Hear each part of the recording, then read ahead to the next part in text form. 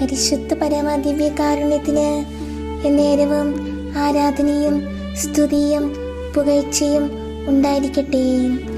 പരിശുദ്ധ പരമ ദിവ്യകാരുണ്യത്തിന് എന്നേരവും ആരാധനയും സ്തുതിയും പുകഴ്ചയും ഉണ്ടായിരിക്കട്ടെ. പരിശുദ്ധ പരമ ദിവ്യകാരുണ്യത്തിന് എന്നേരവും ആരാധനയും സ്തുതിയും പുകഴ്ചയും ഉണ്ടായിരിക്കട്ടെ.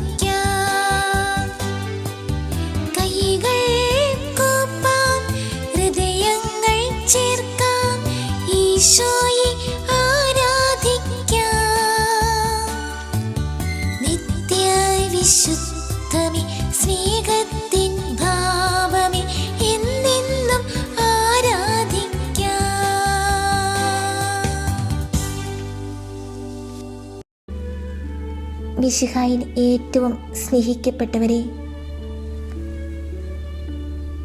നാം ഇന്ന് നമ്മുടെ വിചിന്തനത്തിനായി എടുക്കുന്ന വിശുദ്ധ ഗ്രന്ഥഭാഗം വിശുദ്ധ ലൂക്കാ രചിച്ച സുവിശേഷം 12-ാം അധ്യായം 54 മുതൽ 56 വരെയുള്ള തിരുവചന ഭാഗങ്ങളാണ്.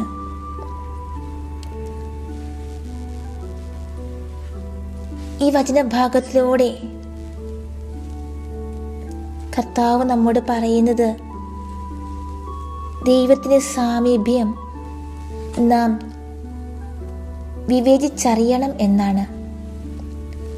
നമുക്ക് ഈ വചനഭാഗം ശ്രദ്ധാപൂർവം ശ്രവിക്കാം. അവൻ ജനക്കൂട്ടത്തോട് പറഞ്ഞു, പടിഞ്ഞാറ് മേഘം ഉയരുന്നത് കണ്ടാൽ മഴ വരുന്നു എന്ന് നിങ്ങൾ പറയുന്നു. അങ്ങനെ സംഭവിക്കുകയും ചെയ്യുന്നു.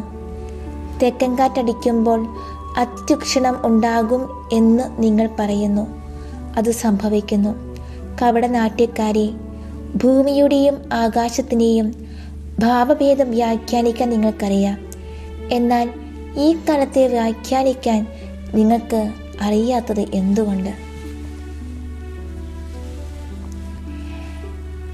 ചില പ്രത്യേക ദിശയിൽ നിന്നും മേഘങ്ങൾ ഉയരുന്നതും ചില പ്രത്യേക രീതിയിൽ കാറ്റ് വീശുന്നതും തുടങ്ങി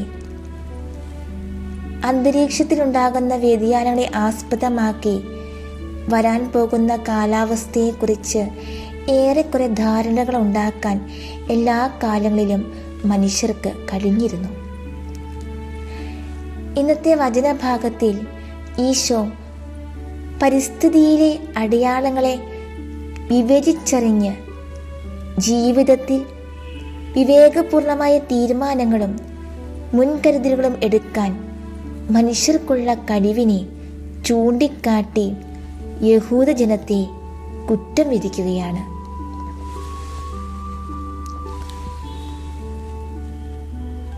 വരാനിരിക്കുന്ന മിശിഹായെക്കുറിച്ച് പ്രവാചകന്മാരിലൂടെ ദൈവം ധാരാളം മുന്നറിയിപ്പുകൾ തൻ്റെ ജനത്തിന് നൽകിയിരുന്നു.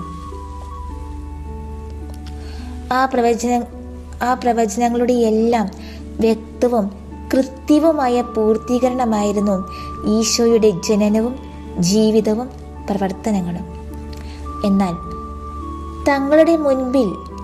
തങ്ങളുടെ കൺമുൻപിൽ നടക്കുന്ന കാര്യങ്ങൾ വ്യാഖ്യാനിച്ച് ഈശോ തന്നെയാണ് മിശിഹ എന്ന് തിരിച്ചറിയുന്നതിന് പകരം സുവിശേഷത്തിൻ്റെ പ്രകാശത്തെ കണ്ണുകളടച്ച് ഇല്ലാതാക്കാനാണ് അവർ തുനിഞ്ഞത്. അവരുടെ മധ്യേ ഉണ്ടായിരുന്ന ദൈവത്തെ തിരിച്ചറിയാൻ അവർ തയ്യാറായില്ല.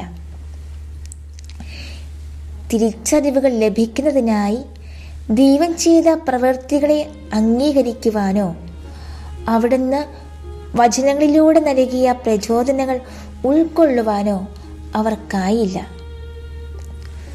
സൂര്യൻ എല്ലാവരുടെയും മേൽ പ്രകാശിക്കുന്നു.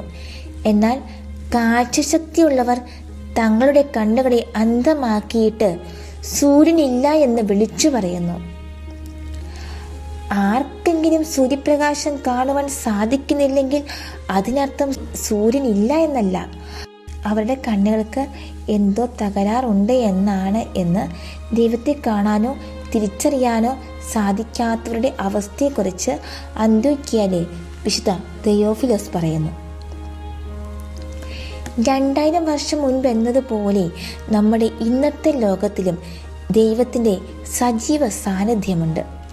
അടയാളങ്ങളെയും വചനങ്ങളെയും ശരിയായി വ്യാഖ്യാനിച്ച് നമ്മുടെ ഇടയിലെ ജീവിക്കുന്ന ദൈവത്തെ കണ്ടെത്തുവാൻ നമുക്കാവുന്നുണ്ടോ? നമ്മുടെ ജീവിതത്തിലെ ഓരോ നിമിഷത്തിലും നമ്മൾ ഈശോയെ കണ്ടുമുട്ടുന്നുണ്ട്. പക്ഷേ ഭൂരിഭാഗം അവസരങ്ങളിലും അവിടുത്തെ തിരിച്ചറിയാൻ നമുക്ക് കഴിയാതെ പോകുന്നു. നമ്മുടെ എല്ലാ വിധത്തിലുമുള്ള ജീവിത സാഹചര്യങ്ങളിലൂടെയും ഈശോ നമ്മെ സമീപിക്കുന്നു. രോഗങ്ങളിലൂടെയും സഹനങ്ങളിലൂടെയും കുടുംബാംഗങ്ങളിലൂടെയും സുഹൃത്തുക്കളിലൂടെയും സഹപ്രവർത്തകരിലൂടെയും നമ്മുടെ ശ്രദ്ധയും സഹായവും ആവശ്യമുള്ളവരെ കൂടെയും ഒക്കെ ദൈവം തൻ്റെ സാന്നിധ്യം നമ്മെ അറിയിക്കുന്നുണ്ട്. അവരിലൂടെയെല്ലാം നമ്മെ കൂടുതലായി അനുഗ്രഹിക്കാൻ ദൈവം ആഗ്രഹിക്കുന്നുണ്ട്. എന്നാൽ ആസക്തികളെ ചെറുത്തു നിൽക്കാനും തിന്മയിൽ നിന്നും അകന്നിരിക്കാനും എല്ലാ പ്രവൃത്തികളിലും ദൈവമഹത്വം ആഗ്രഹിക്കാനും കഴിയാതെ വരുമ്പോൾ നമ്മുടെ വിവേചന ശക്തിയിൽ വിള്ളലുകൾ വീഴുന്നു. നമ്മുടെ കാര്യങ്ങളിൽ മാത്രം വ്യാപൃതരായിരിക്കുന്നത് മൂലം നമ്മുടെ ചുറ്റുമുള്ളവരിലൂടെയും അവസ്ഥകളിലൂടെയും ഈശോ തന്നെ നമുക്ക് വെളിപ്പെടുത്തി തരുമ്പോൾ അത് വിവേചിച്ചറിയാൻ നമുക്ക് കഴിയാതെ പോകുന്നു. ഇത്തരമൊരവസ്ഥയിൽ ദൈവം നേരിട്ട് പ്രത്യക്ഷപ്പെട്ടാൽ പോലും വിശ്വസിക്കാൻ സാധിക്കാതെ വരുന്നു. എന്നിട്ട് അവിശ്വാസത്തെ നീതീകരിക്കാൻ അടയാളങ്ങൾ അന്വേഷിക്കുകയും ചെയ്യുന്നു. ദൈവത്തിൽ വിശ്വസിക്കുന്നതിന് യുക്തിക്ക് നിരക്കുന്ന അടയാളങ്ങളും തെളിവുകളും ആവശ്യമാണെന്ന് വാദിക്കുന്നവർ ദൈവത്തെ അവിടുത്തെ അനന്തമായ മഹത്വത്തിൽ നിന്നും അകറ്റി നിർത്തി കേവലം മാനുഷികമായ ചിന്തകളിലും ആശയങ്ങളിലും ഒതുങ്ങുന്ന ശക്തിയായി നിസ്സാരവത്കരിക്കാനാണ് ശ്രമിക്കുന്നത്. ഇതുകൊണ്ട് തന്നെയാണ് പരിശുദ്ധ കുർബാനയിൽ എഴുന്നള്ളിയിരിക്കുന്ന ജീവനുള്ള ഈശോമിശിഹായെ കാണുവാൻ ഒട്ടേറെ പേർക്ക് കഴിയാതെ പോകുന്നത്. എളിമയോടെയും ഹൃദയവിശുദ്ധിയോടെയും വിശ്വാസത്തിൻ്റെ കണ്ണുകളിൽ കൂടി ഈശോയെ കണ്ടെത്തുവാൻ നമുക്കാവണം. ഈശോയുടെ സാന്നിധ്യത്തിലാണ് നാം എന്ന തിരിച്ചറിവിന് മാത്രമേ നമ്മുടെ ജീവിതത്തിൽ പരിവർത്തനങ്ങൾ സൃഷ്ടിക്കുവാൻ സാധിക്കുകയുള്ളൂ. ആ തിരിച്ചറിവ് തന്നെയാണ് ക്രമേണ കാണപ്പെടുന്ന അടയാളങ്ങളായി രൂപാന്തരപ്പെട്ട് നമ്മുടെ വേദനകളിൽ ആശ്വാസവും രോഗങ്ങളിൽ സൗഖ്യവും പ്രശ്നങ്ങളിൽ പരിഹാരവും ഒക്കെയായി മാറുന്നത്. എല്ലാ സമയവും നമ്മോടൊപ്പം വസിക്കാൻ ആഗ്രഹിക്കുന്ന ഈശോയെ വിശ്വാസത്തിൻ്റെ കണ്ണുകളിൽ കൂടി കണ്ടെത്തുവാൻ കൃപയ്ക്കാൻ നമുക്ക് പ്രാർത്ഥിക്കാം. കർത്താവായ ഈശോയെ, അനുദിന ജീവിതത്തിൽ അങ്ങേ തിരിച്ചറിഞ്ഞ് ആദരിക്കാൻ അവിടുത്തെ പരിശുദ്ധാത്മാവിനെ നിറച്ച് എൻ്റെ ഹൃദയത്തെ വിശുദ്ധീകരിക്കണമേ.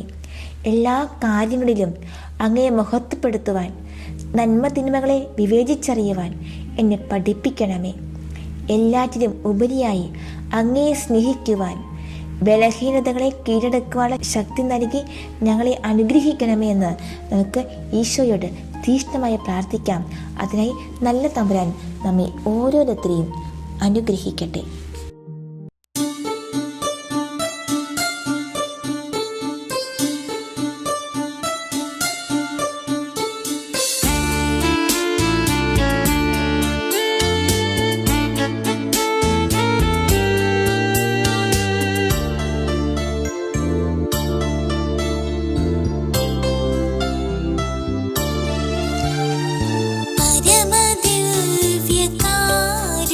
പരമദിവ്യകാരുണ്യമേ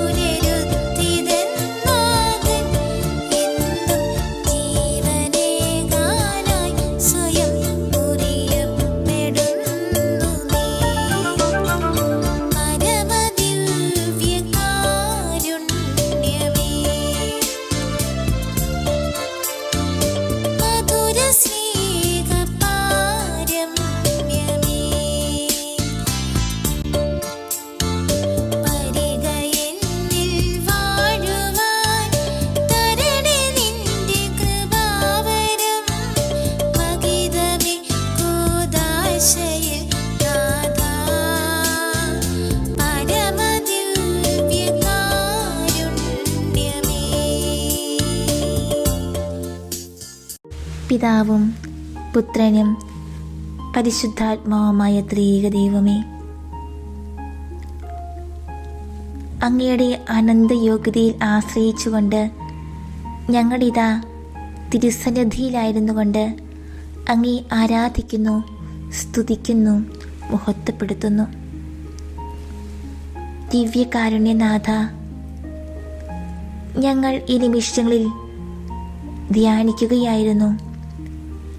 ഏതു സാഹചര്യങ്ങളിലും അങ്ങയുടെ സാന്നിധ്യം തിരിച്ചറിയുവാനുള്ള വിവേകം ഞങ്ങൾക്ക് ലഭിക്കണമെന്ന്. ഈശോയെ, വിശുദ്ധ ഗ്രന്ഥഭാഗങ്ങളിലൂടെ കടന്നു പോകുമ്പോൾ അങ്ങയുടെ സാന്നിധ്യം ഏറ്റവും നിറഞ്ഞു നിന്ന, അങ്ങയുടെ ദൈവകാരുണ്യം ഏറ്റവും കൂടുതൽ നിറഞ്ഞു നിന്ന മരുഭൂമി അനുഭവങ്ങളിലായിരിക്കുവാനായിട്ട് ഞങ്ങൾ ഈ നിമിഷങ്ങളിൽ ആഗ്രഹിക്കുകയാണ്. അങ്ങയുടെ പരസ്യ ജീവിതം ആരംഭിക്കുന്നതിന് മുൻപ് തന്നെ ഒരു മരുഭൂമി അനുഭവത്തിലായിരുന്നു. ഈശോയെ, ഈ നോമ്പ് കാലത്തിലൂടെ ഞങ്ങൾ കടന്നു പോകുമ്പോൾ ഞങ്ങളും ഒരു മരുഭൂമി അനുഭവത്തിലായിരിക്കുവാൻ, മരുഭൂമി അനുഭവങ്ങളിൽ നിറയുന്ന ദൈവകരുണയെ അനുഭവിച്ചറിയുവാൻ, ആസ്വദിക്കുവാൻ ഞങ്ങൾ ആഗ്രഹിച്ച് അങ്ങയുടെ തിരുസന്നിധിയിലായിരിക്കുന്നു.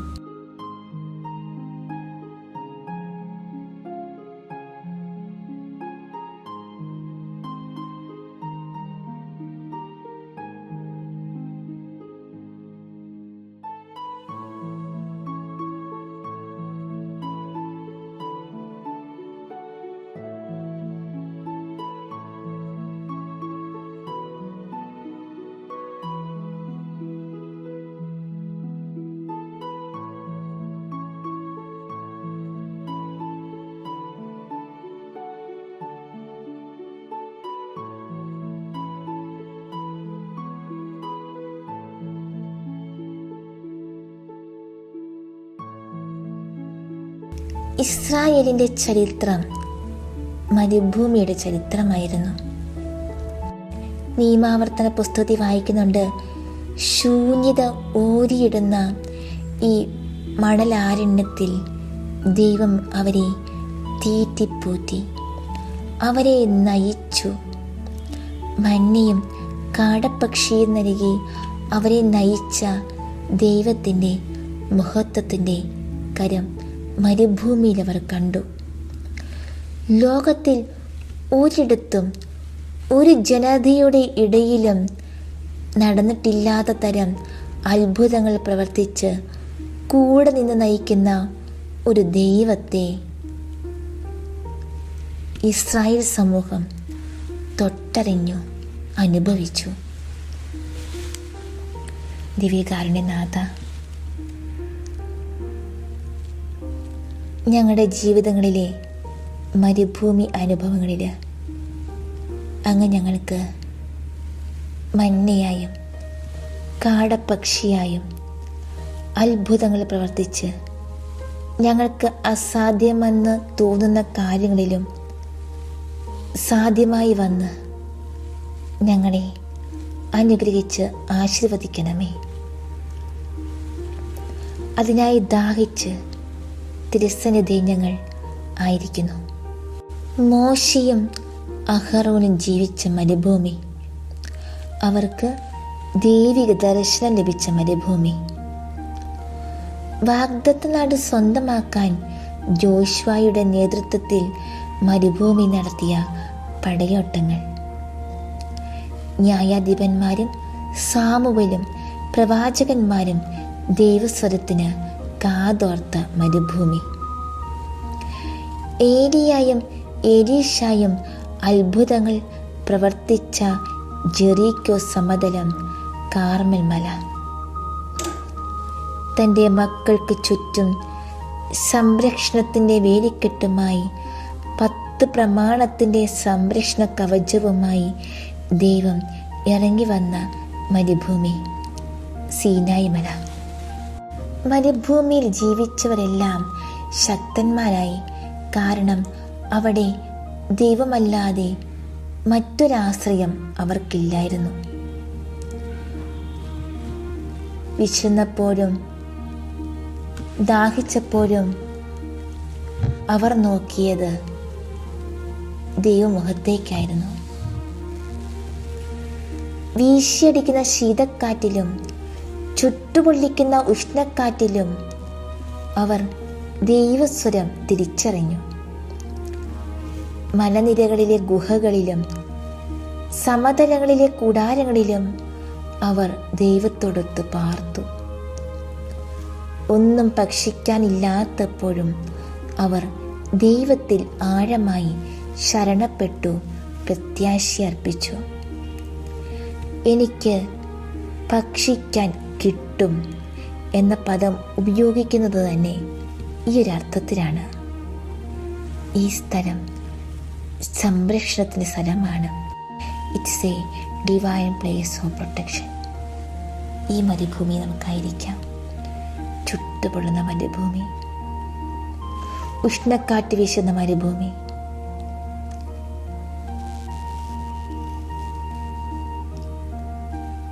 ഈ അനുഭവത്തിലാണ് ദൈവം നമുക്കായി കൂടുതൽ പ്രവർത്തിക്കുന്നത്.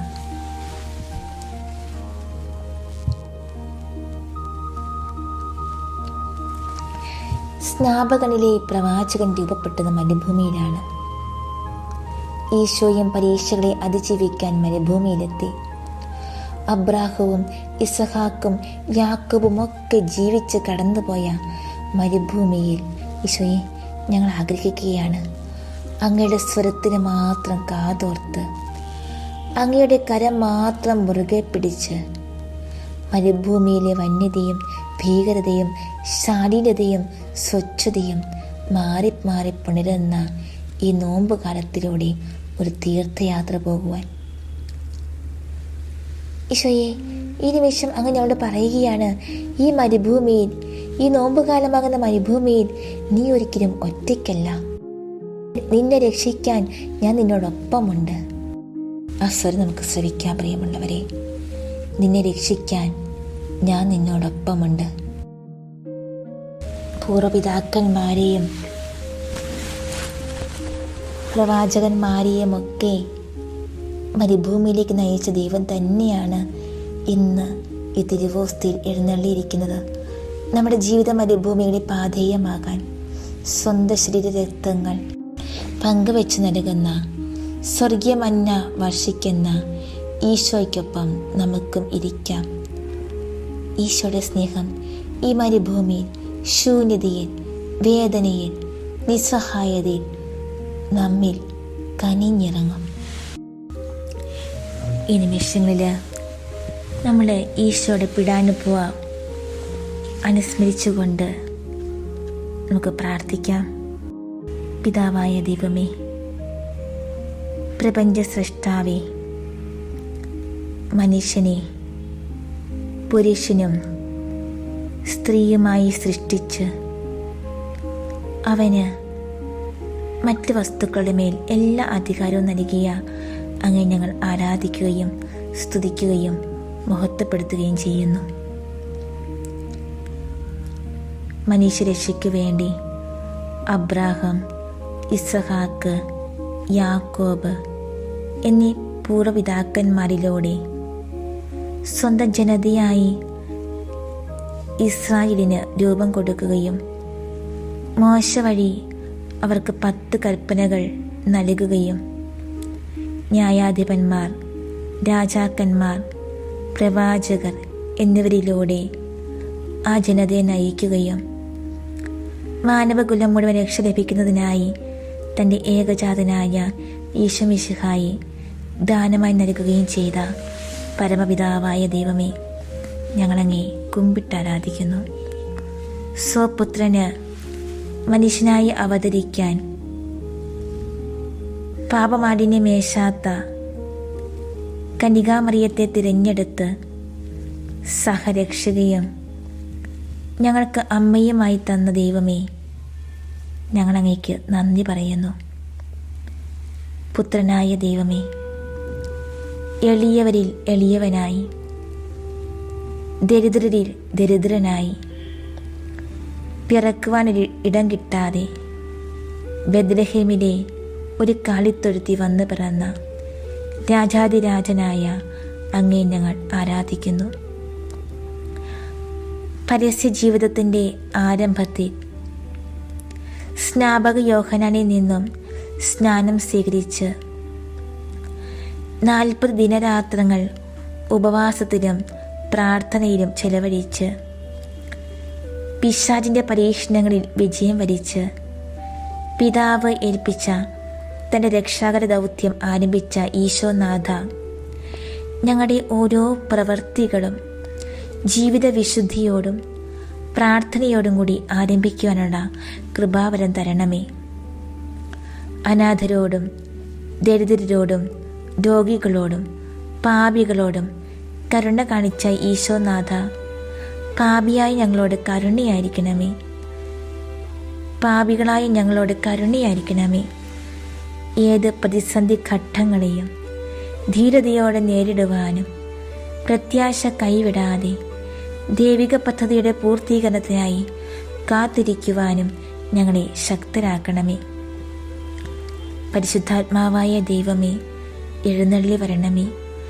ഈശോയുടെ ജ്ഞാനസ്നാന സമയത്ത് പ്രാവിൻ്റെ രൂപത്തിൽ എഴുന്നള്ളി വന്ന പരിശുദ്ധാത്മാവായ ദൈവമേ, ഞങ്ങളങ്ങേ ആരാധിക്കുന്നു. പെന്തക്കുസ്ത ദിനം പ്രാർത്ഥന നിരതരായിരുന്ന പരിശുദ്ധ മാതാവിൻ്റെ മേലും ശ്രീഹന്മാരുടെ മേലും തീനാവുകളുടെ രൂപത്തിൽ എഴുന്നള്ളി വന്ന് വിവിധ വരങ്ങളാൽ ശക്തിപ്പെടുത്തിയ അങ്ങയെ ഞങ്ങൾ ആരാധിക്കുകയും സ്തുതിക്കുകയും മഹത്വപ്പെടുത്തുകയും ചെയ്യുന്നു. ജീവനും പ്രകാശവുമായി കടന്നു വരുന്ന പരിശുദ്ധാത്മാവായ ദൈവമേ, അവിടുത്തെ ദിവ്യപ്രകാശമയച്ച് എന്നെ ജ്വലിപ്പിക്കുകയും ശക്തിപ്പെടുത്തുകയും എല്ലാവിധ വരങ്ങളും ദാനങ്ങളും ഫലങ്ങളും നൽകി ഞങ്ങളെ അനുഗ്രഹിക്കുകയും ചെയ്യണമേ. ഈശോയെ, ഞങ്ങൾ അങ്ങക്ക് ചമട്ടിയടി ഏൽപ്പിക്കപ്പെട്ട മുൾമുടി ധരിപ്പിക്കപ്പെട്ട നിമിഷങ്ങളെ ധ്യാന വിഷയമാക്കുകയാണ്. ദേവപിതാവിൻ്റെ വാത്സല്യം നിറഞ്ഞ അമൂല്യമായ സ്നേഹം മക്കളായ നാം എല്ലാം അനുഭവിച്ചറിയുന്നതിന് ലോകത്തിന് പിതാവായ ദൈവം സമ്മാനിച്ച പ്രിയപുത്രൻ സ്വയം ബലിവസ്തുവായി ഇതാ പീലാത്തോസിന്റെ മുൻപിൽ നിൽക്കുന്നു.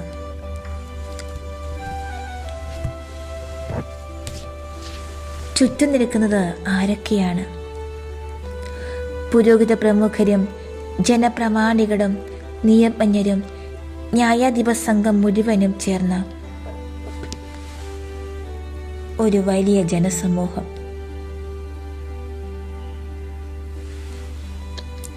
അവർ ഉച്ചത്തിൽ ആക്രോശിക്കുന്നു, അവനെ ക്രൂശിക്കുക, അവനെ ക്രൂശിക്കുക. തൻ്റെ അടിമ ശിഷ്യർ എവിടെ? അവിടുത്തെ അത്ഭുത പ്രവർത്തികൾ കണ്ടവരും അവയുടെ ഫലം അനുഭവിച്ചവരും ഇപ്പോൾ എവിടെ? ഈശോയ്ക്ക് വേണ്ടി വാദിക്കാൻ ആരുമില്ല. പീലാത്തോസിനും യേശുവിൽ ഒരു കുറ്റവും കാണാൻ കഴിഞ്ഞില്ല.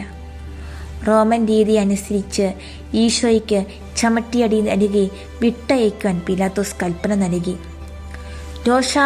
രോഷാകുലരായ ജനങ്ങളുടെ മധ്യത്തിലൂടെ ഭടന്മാർ ഈശോയെ ചമട്ടികൊണ്ട് അടിക്കുന്നതിനായി കൊണ്ടുപോയി. ഇതാ മനുഷ്യത്വരഹിതമായ രീതിയിൽ പീഡകൾ ആരംഭിക്കുന്നു. ഏറ്റവും വലിയ കുറ്റവാളികളെ ശിക്ഷിക്കുന്ന തൂണിൽ അവിടത്തെ ബന്ധിച്ചു.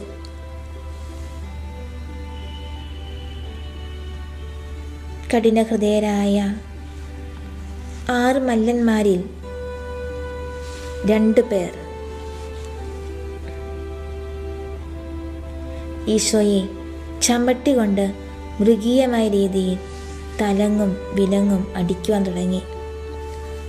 സത്യദൈവവും സത്യമനുഷ്യനുമായ ദേവപുത്രൻ ഈശോ മർദ്ദനമേറ്റ് പൊളഞ്ഞു. അവിടുന്ന് സഹിച്ച കഠോര വേദനകൾ സകല ചരാചരങ്ങളുടെയും മേൽ ദൈവിക ചൈതന്യമായി അന്തരീക്ഷത്തിൽ അലയടിച്ചു. മനുഷ്യകുലത്തിൻ്റെ മുഴുവൻ പാപങ്ങൾ ക്ഷമിക്കണമേ എന്ന് ദിവ്യനാഥൻ പിതാവിനോട് നിരന്തരം പ്രാർത്ഥിച്ചുകൊണ്ടിരുന്നു. പുരോഹിത പ്രമുഖന്മാരുടെ സേവകർ പീഡകരെ സമീപിച്ച് അവർക്കുള്ള പണവും വീര്യമുള്ള ലഹരി പാനീയവും കൊടുത്ത് അവരുടെ ക്രൂരത 10 മടങ്ങ് വർദ്ധിപ്പിച്ചു. അവർ ക്ഷീണിച്ചപ്പോൾ വേറെ 2 പേർ വന്ന് ഉഗ്രകോപത്തോടെ ഈശോയെ പ്രഹരിച്ചു. മുള്ളുകൾ നിറഞ്ഞ കുടുക്കുകളും കീറലുകളുമുള്ള ഒരു തരം വടിയാണ് ഈശോയെ അടിക്കുന്നതിന് അവർ ഉപയോഗിച്ചത്. ആ പാവന ശരീരം അടിയേറ്റ് കീറി മുറിയുകയും രക്തം ധാരധാരയായി ഒഴുകുകയും ചെയ്തു. വേദനയുടെ ഇടയിലും ഈശോ മറ്റുള്ളവർക്ക് വേണ്ടി പ്രാർത്ഥിച്ചുകൊണ്ടിരുന്നു. മറ്റ് 2 പേർ കടന്നു വന്ന് പിന്നെയും പീഡനം ആരംഭിച്ചു. ഇവരുടെ ചമട്ടികൾ നേരിയ ഇരുമ്പ് ചങ്ങലകൾ കൊണ്ടുള്ളതും ആഴമേറിയ മുറിവുകൾ ഉണ്ടാക്കുന്നതും ഓരോ അടിക്കും മാംസം ചിന്തി പൊടിഞ്ഞ് പോരത്തക്ക വിധം ഇരുമ്പ് കൊളുത്തുകൾ പിടിപ്പിച്ചവയുമായിരുന്നു. ഈശോയെ തിരിച്ചു നിർത്തി പിൻഭാഗം തൂണിനോട് ചേർത്ത് ബന്ധിച്ച ശേഷം ആ 2 പേർ ചമട്ടിയെടുത്ത് മാറി മാറി അവിടുത്തെ മുഖത്തും ദേഹത്തും ഇടതടവില്ലാതെ അടിച്ചു. ഓ, ആ ദൃശ്യം എത്ര ഹൃദയഭേദകം! കരയാതെ, പരിഭവിക്കാതെ, പിറുപിറുക്കാതെ ആ പീഡകളെല്ലാം അവൻ ശരീരത്തിൽ ഏറ്റെടുത്തു. നിണമണിഞ്ഞ കണ്ണുകൾ കൊണ്ട് അവിടുന്ന് അവരെ നോക്കി. അവന് ക്ഷീണിതനായി. ഈശോ പ്രഹരമേറ്റുകൊണ്ടിരുന്ന സമയത്ത് മാലാഹമാർ പല പ്രാവശ്യം അവിടുത്തെ സമീപിച്ച് ശക്തിപ്പെടുത്തിക്കൊണ്ടിരുന്നു. ദിവ്യകുമാരനെ ബന്ധിതനാക്കി അതികഠിനമായ ചമയട്ടിയടി നൽകിയ സമയം മുഴുവൻ പരിശുദ്ധ അമ്മ വേദന സ്വന്തമാക്കുകയായിരുന്നു. ഈശോയെ മുൾമുടി ധരിപ്പിച്ച രീതി കണ്ടു നിൽക്കുവാൻ സാധിക്കാത്ത വിധം അത്ര കഠോരമായിരുന്നു. മുറിവുകളെല്ലാം തുറക്കപ്പെടുമാറ് ഈശോയുടെ ഉടുപ്പ് അവർ വലിച്ചൂരി പകരം മുട്ടോളം എത്തുന്ന ചുവന്ന ഒരു മേൽക്കുപ്പായം ധരിപ്പിച്ചു. കൂർത്ത മുള്ളുകളുള്ള 3 ശിഖരങ്ങൾ തമ്മിൽ മെടഞ്ഞുണ്ടാക്കിയ മുൾമുടി ശിരസിൽ ആഞ്ഞമർത്തി വെച്ച് ഒരു രാജാവിനെ വാടിക്കുന്ന രീതി നീളമുള്ള ഒരു ഞാങ്ങണ കയ്യിൽ പിടിപ്പിച്ചു. അതിനുശേഷം ഞാങ്ങണ പിടിച്ചു വാങ്ങി തലക്കടിച്ചു. രക്തം കണ്ണുകളിലേക്ക് ഒഴുകി വീണു. അവർ അവിടുത്തെ മുമ്പിൽ മുട്ടുകുത്തി യഹൂദന്മാരുടെ രാജാവേ സുസ്തി എന്ന് പറഞ്ഞ് പരിഹസിക്കുകയും പ്രഹരിക്കുകയും മുഖത്ത് തുപ്പുകയും ചെയ്തു. ഈശോയെ പിടിച്ചിരുത്തിയ ഇരിപ്പിടം മറിച്ചിട്ട് അവിടുത്തെ തള്ളിയിടുകയും ബലമായി വലിച്ചെഴുന്നേൽപ്പിച്ച് വീണ്ടും അതേ സ്ഥിതിയിൽ ഇരുത്തുകയും ചെയ്തു. തനിക്ക് ഏൽക്കേണ്ടി വന്ന പ്രഹരങ്ങളാൽ പനി ബാധിച്ച ഈശോയ്ക്ക് അതികഠിനമായി ദാഹിച്ചു. അവിടുത്തെ ശരീരം വിറച്ചുകൊണ്ടിരുന്നു. മാംസം കീറി മുറിഞ്ഞു. നാവ് വരണ്ടുണങ്ങി. മുഖത്തേക്ക് ഒഴുകിയിറങ്ങിയ ശിരസിലെ രക്തം മാത്രം അവിടുത്തെ വരണ്ട ചുണ്ടുകളെ നനച്ചു. ഈശോയെ വീണ്ടും അവർ പീലാത്തോസിന്റെ അരമനയിലേക്ക് കൊണ്ടുപോയി. മർദ്ദനങ്ങളുടെ ആധിക്യത്താൽ ശരീരം മുഴുവൻ മുറിപ്പെട്ട് ഉണങ്ങിയ രക്തക്കട്ടികൾക്ക് മീതെ ചെന്നീരൊലിച്ച് നടുവടഞ്ഞ് ഒരു വൃദ്ധൻ്റേതുപോലെ ഈശോയെ കണ്ടപ്പോൾ പീലാത്തോസ് ഒന്ന് ഞെട്ടി. മനമിളക്കുന്നതും ഹൃദയഭേദകവുമായ ആ കാഴ്ച കണ്ട് ജനം നടുങ്ങി. എവിടെയും നിശബ്ദത. ക്ഷീണിതനായ ഈശോ മുൾമുടി ധരിച്ച് ശിരസ്സുയർത്തി ആവേശഭരിതരായി നിൽക്കുന്ന ജനക്കൂട്ടത്തിന് നേരെ നോക്കി. പീലാത്തോസ് ഈശോയെ ചൂണ്ടിക്കാണിച്ചുകൊണ്ട് ജനക്കൂട്ടത്തോട് പറഞ്ഞു, ഇതാ മനുഷ്യൻ. പുരോഹിത പ്രമുഖന്മാരും അവരുടെ അനുയായികളും വിരോധത്തോടും വെറുപ്പോടും വിളിച്ചു പറഞ്ഞു, അവനെ ക്രൂശിക്കുക, അവനെ ക്രൂശിക്കുക. ഈശോയുടെ പീഡാസഹനവുമായി ബന്ധപ്പെട്ട് യേശുപ്രവാചകൻ പറയുന്നത് ഇപ്രകാരമാണ്: അടിച്ചവർക്ക് പുറവും താടിമീശ പറിച്ചവർക്ക് കവിളുകളും അവൻ കാണിച്ചു കൊടുത്തു. നിന്ദയിൽ നിന്നും തുപ്പലിൽ നിന്നും ഞാൻ മുഖം തിരിച്ചില്ല. ദൈവമായ കർത്താവ് എന്നെ സഹായിക്കുന്നതിനാൽ ഞാൻ പതറുകയില്ല. ഞാൻ എൻ്റെ മുഖം ശിലാതുല്യമാക്കി. എനിക്ക് ലജ്ജിക്കേണ്ടി വരികയില്ലെന്ന് ഞാൻ അറിയുന്നു. എനിക്ക് നീതി നടത്തിത്തരുന്നവൻ എൻ്റെ അടുത്തുണ്ട്. അവനെ കണ്ടവർ അമ്പരന്ന് പോയി. മനുഷ്യനെന്ന് തോന്നാത്ത വിധം അവൻ വിരൂപനായിരിക്കുന്നു. അവൻ മനുഷ്യരാൽ നിന്ദിക്കപ്പെടുകയും ഉപേക്ഷിക്കപ്പെടുകയും ചെയ്തു. അവൻ വേദനയും ദുഃഖവും നിറഞ്ഞവനായിരുന്നു. അവനെ കണ്ടവർ മുഖം തിരിച്ചു കളഞ്ഞു. അവൻ നിന്ദിക്കപ്പെട്ടു, നാം അവനെ ബഹുമാനിച്ചതുമില്ല. നമ്മുടെ വേദനകളാണ് യഥാർത്ഥത്തിൽ അവൻ വഹിച്ചത്, നമ്മുടെ ദുഃഖങ്ങളാണ് അവൻ ചുമന്നത്. എന്നാൽ ദൈവം അവനെ പ്രഹരിക്കുകയും ശിക്ഷിക്കുകയും ദണ്ഡിപ്പിക്കുകയും ചെയ്തെന്ന് നാം കരുതി. നമ്മുടെ അതിക്രമങ്ങൾക്ക് വേണ്ടി അവൻ മുറിവേൽപ്പിക്കപ്പെട്ടു. നമ്മുടെ അകൃത്യങ്ങൾക്ക് വേണ്ടി ക്ഷതമേൽപ്പിക്കപ്പെട്ടു. അവൻ്റെ മേലുള്ള ശിക്ഷ നമുക്ക് രക്ഷ നൽകി. അവൻ്റെ ക്ഷതങ്ങളെ നാം സൗഖ്യം പ്രാപിച്ചു. ആടുകളെപ്പോലെ നാം വഴിതെറ്റിപ്പോയി. നാം ഓരോരുത്തരും സ്വന്തം വഴിക്ക് പോയി. നമ്മുടെ അകൃത്യങ്ങൾ കർത്താവ് അവൻ്റെ മേൽ ചുമത്തി. അവൻ മർദ്ദിക്കപ്പെടുകയും പീഡിപ്പിക്കപ്പെടുകയും ചെയ്തു. എങ്കിലും അവൻ ഉരിയാടിയില്ല. കൊല്ലാൻ പോകുന്ന കുഞ്ഞാടിനെ പോലെയും രോമം കത്തിരിക്കുന്നവരുടെ മുമ്പിൽ നിൽക്കുന്ന ചെമ്മരിയാടിനെ പോലെയും അവൻ മൗനം പാലിച്ചു. മർദ്ദനത്തിനും ശിക്ഷാവിധിക്കും അധീനനായി അവൻ എടുക്കപ്പെട്ടു. എൻ്റെ ജനത്തിൻ്റെ പാപനിമിത്തമാണ് അവൻ പീഡനമേറ്റ് ജീവിക്കുന്നവരുടെ ഇടയിൽ നിന്നും വിച്ഛേദിക്കപ്പെട്ടതെന്ന് അവൻ്റെ തലമുറയിൽ ആര് കരുതി? അവൻ ഒരു അതിക്രമവും ചെയ്തില്ല. അവൻ്റെ വായിൽ നിന്നും വഞ്ചന പുറപ്പെട്ടുമില്ല. നമുക്ക് ഈ നിമിഷങ്ങളിൽ എല്ലാ ദമ്പതികളെ സമർപ്പിക്കുകയാണ് ഇന്നേ ദിവസം. ദാമ്പത്യ ജീവിതം അനുഗ്രഹിക്കപ്പെടുവാനായിട്ട് തിരുവചനത്തിൻ്റെ അഭിഷേകം എല്ലാ ദമ്പതികളിലും നിറയുന്നതിനായി നമുക്ക് ഈ നിമിഷങ്ങളിൽ പ്രാർത്ഥിക്കാം. ഉൽപ്പത്തി 2:18 ദൈവമായ കർത്താവ് അരുളി ചെയ്തു, മനുഷ്യൻ ഏകനായിരിക്കുന്നത് നന്നല്ല, അവന് ചേർന്ന ഇണയെ ഞാൻ നൽകും. കർത്താവായ ദൈവമേ, ഈ തിരുവചനത്തിൻ്റെ അനന്തശക്തിയാൽ എല്ലാ ദമ്പതികളുടെയും ദാമ്പത്യ ജീവിതം സ്നേഹത്തിലും സമാധാനത്തിലും സന്തോഷപൂരിതമാക്കണമേ. 2 സാമുവേൽ 7:29 അടിയൻ്റെ കുടുംബം അങ്ങയുടെ മുൻപിൽ നിന്ന് ഒരിക്കലും മാറിപ്പോകാതിരിക്കേണ്ടതിന് അതിനെ അനുഗ്രഹിക്കുവാൻ തിരുവുള്ളമാകണമേ. ദൈവമായ കർത്താവേ, അങ്ങ് വാഗ്ദാനം ചെയ്തിരിക്കുന്നു, അവിടുത്തെ അനുഗ്രഹത്താൽ അടിയൻ്റെ കുടുംബം എന്നേക്കും അനുഗ്രഹീതമാകും. കർത്താവായ ദൈവമേ, ഈ തിരുവചനത്തിന് അനന്തശക്തിയാൽ എല്ലാ ദമ്പതികളുടെയും ദാമ്പത്യ ജീവിതം സ്നേഹത്തിലും സമാധാനത്തിലും സന്തോഷപൂരിതമാക്കണമേ. മർക്കോസ് 10:6 മുതൽ 9 വരെയുള്ള തിരുവചനങ്ങൾ. സൃഷ്ടിയുടെ ആരംഭം മുതലേ ദൈവം അവനെ പുരുഷനും സ്ത്രീയുമായി സൃഷ്ടിച്ചു. ഈ കാരണത്താൽ പുരുഷൻ പിതാവിനെയും മാതാവിനെയും വിടുകയും അവർ ഇരുവരും ഒരു ശരീരമായി തീരുകയും ചെയ്യും. പിന്നീടൊരിക്കലും അവർ രണ്ടല്ല, ഒറ്റ ശരീരമായിരിക്കും. അതിനാൽ ദൈവം സംയോജിപ്പിച്ചത് മനുഷ്യൻ വേർപെടുത്താതിരിക്കട്ടെ. കർത്താവായ ദൈവമേ, ഈ തിരുവചനത്തിൻ്റെ അനന്തശക്തിയാൽ എല്ലാ ദമ്പതികളുടെയും ദാമ്പത്യ ജീവിതം സ്നേഹത്തിലും സമാധാനത്തിലും സന്തോഷപൂരിതമാക്കണമേ. സഭാപ്രസംഗകൻ 4-ാം അധ്യായം 9-10 തിരുവചനങ്ങൾ. 2 പേർ ഒരാളേക്കാൾ മെച്ചമാണ്, കാരണം അവർക്ക് ഒരുമിച്ച് കൂടുതൽ ഫലപ്രദമായി അധ്വാനിക്കാൻ കഴിയും. അവരിൽ ഒരുവൻ വീണാൽ അവരിനെ താങ്ങാൻ കഴിയും. ഒറ്റയ്ക്കിരിക്കുന്നവൻ വീണാൽ താങ്ങാൻ ആരുമില്ല, അവൻ്റെ കാര്യം കഷ്ടമാണ്. കർത്താവായ ദൈവമേ, ഈ തിരുവചനത്തിൻ്റെ അനന്തശക്തിയാൽ എല്ലാ ദമ്പതികളുടെയും ദാമ്പത്യ ജീവിതം സ്നേഹത്തിലും സമാധാനത്തിലും സന്തോഷപൂർണ്ണമാക്കണമേ. എഫേസസ് 4:2 പൂർണ്ണമായ വിനയത്തോടും ശാന്തതയോടും ദീർഘക്ഷമയോടും കൂടി നിങ്ങൾ സ്നേഹപൂർവ്വം അന്യോന്യം സഹിഷ്ണുതയോടെ വർത്തിക്കുവിൻ. എഫേസസ് 5:33 നിങ്ങളിൽ ഓരോ വ്യക്തിയും തന്നെപ്പോലെ തന്നെ ഭാര്യയെ സ്നേഹിക്കണം.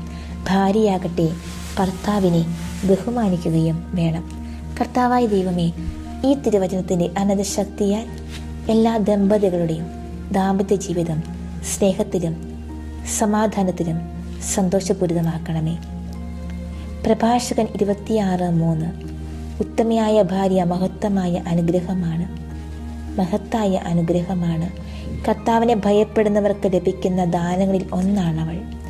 ജോഷുവ 24:15 ഞാനും എൻ്റെ കുടുംബവും കർത്താവിനെ സേവിക്കും. കർത്താവായ ദൈവമേ, ഈ തിരുവചനങ്ങളുടെ അനന്തശക്തിയാൽ എല്ലാ ദമ്പതികളുടെയും ദാമ്പത്യ ജീവിതം സ്നേഹത്തിലും സമാധാനത്തിലും സന്തോഷപൂരിതമാക്കണമേ. പൗലോസ് കൊരിന്ത്യർ സഭയ്ക്ക് എഴുതിയ 1-ാം ലേഖനം 7-ാം അധ്യായം 10-14 തിരുവചനങ്ങൾ. വിവാഹിതരോട് ഞാൻ കൽപ്പിക്കുന്നു, ഞാനല്ല കർത്താവ് തന്നെ കൽപ്പിക്കുന്നു, ഭാര്യ ഭർത്താവിൽ നിന്ന് വേർപിരിയരുത്. എന്തെന്നാൽ അവിശ്വാസിയായ ഭർത്താവ് ഭാര്യ മുഖേനയും അവിശ്വാസിനിയായ ഭാര്യ ഭർത്താവ് മുഖേനയും വിശുദ്ധീകരിക്കപ്പെടുന്നു. കർത്താവായ ദൈവമേ, ഈ തിരുവചനത്തിൻ്റെ അനന്തശക്തിയാൽ എല്ലാ ദമ്പതികളുടെയും ദാമ്പത്യ ജീവിതം സ്നേഹത്തിലും സമാധാനത്തിലും സന്തോഷപൂരിതമാക്കണമേ. പത്രോസ്ലീഹ എഴുതിയ 1-ാം ലേഖനം 4-ാം അധ്യായം 8-ാം തിരുവചനം. സർവോപരി നിങ്ങൾക്ക് ഗാഢമായ പരസ്പര സ്നേഹം ഉണ്ടായിരിക്കട്ടെ, കാരണം സ്നേഹം നിരവധി പാപങ്ങളെ മറയ്ക്കുന്നു. കർത്താവായ ദൈവമേ, ഈ തിരുവചനത്തിൻ്റെ അനന്തശക്തിയാൽ എല്ലാ ദമ്പതികളുടെയും ദാമ്പത്യ ജീവിതം സ്നേഹത്തിലും സമാധാനത്തിലും സന്തോഷപൂരിതമാക്കണമേ. വിശുദ്ധ മത്തായി അറിയിച്ച സുവിശേഷം 19-ാം അധ്യായം 6-ാം തിരുവചനം. തന്മൂലം പിന്നീടൊരിക്കലും അവ രണ്ടല്ല ഒറ്റ ശരീരമായിരിക്കും. ആകയാൽ ദൈവം യോജിപ്പിച്ചത് മനുഷ്യൻ വേർപെടുത്താതിരിക്കട്ടെ. കർത്താവായ ദൈവമേ, ഈ തിരുവചനത്തിൻ്റെ അനന്തശക്തിയാൽ എല്ലാ ദമ്പതികളുടെയും ദാമ്പത്യ ജീവിതം സ്നേഹത്തിലും സമാധാനത്തിലും സന്തോഷപൂരിതമാക്കണമേ.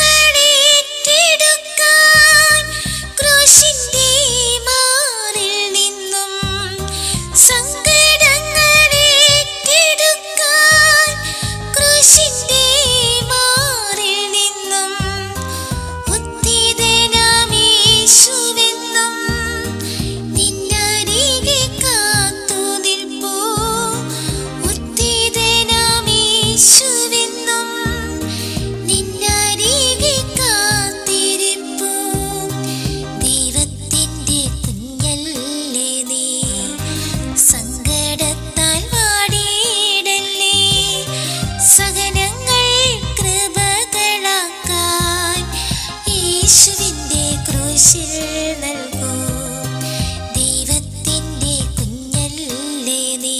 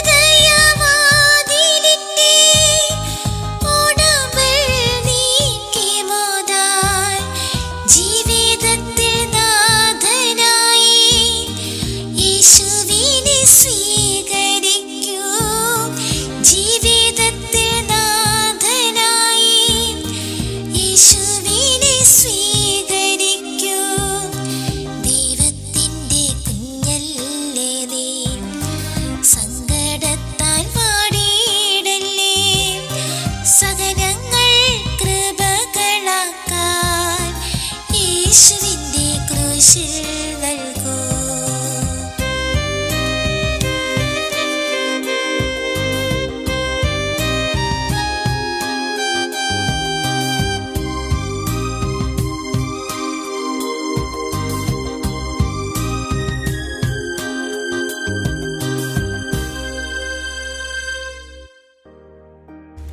നമുക്ക് നിമിഷങ്ങളിൽ നന്ദി നിറഞ്ഞ ഹൃദയത്തോടെ തിരുസന്നിധിയിലായിരുന്നു കൊണ്ട് നമ്മുടെ എല്ലാ ആഗ്രഹങ്ങളെയും നിയോഗങ്ങളെയും ദിവ്യകാരണ സന്നിധിയിലേക്ക് സമർപ്പിക്കാം. ഇന്ന് പ്രത്യേകമായി വിശുദ്ധ യോസേപ്പ് പിതാവിൻ്റെ തിരുനാൾ ആഘോഷിക്കുന്ന നിമിഷത്തിൽ ആ വന്ധ്യപിതാവിൻ്റെ മാധ്യസ്ഥ നമുക്ക് യാചിക്കാം. യോസേപ്പ് പിതാവിനെ പോലെ നിശബ്ദനായി ദൈവഹിതത്തിന് നമ്മെ തന്നെ വിട്ടുകൊടുക്കുവാൻ അനുഗ്രഹം നൽകണമേ എന്ന് ആഗ്രഹിക്കാം, പ്രാർത്ഥിക്കാം. ദിവ്യകാരണനാഥൻ്റെ പക്കലേക്ക് നമ്മളെ പൂർണ്ണമായി സമർപ്പിക്കാം.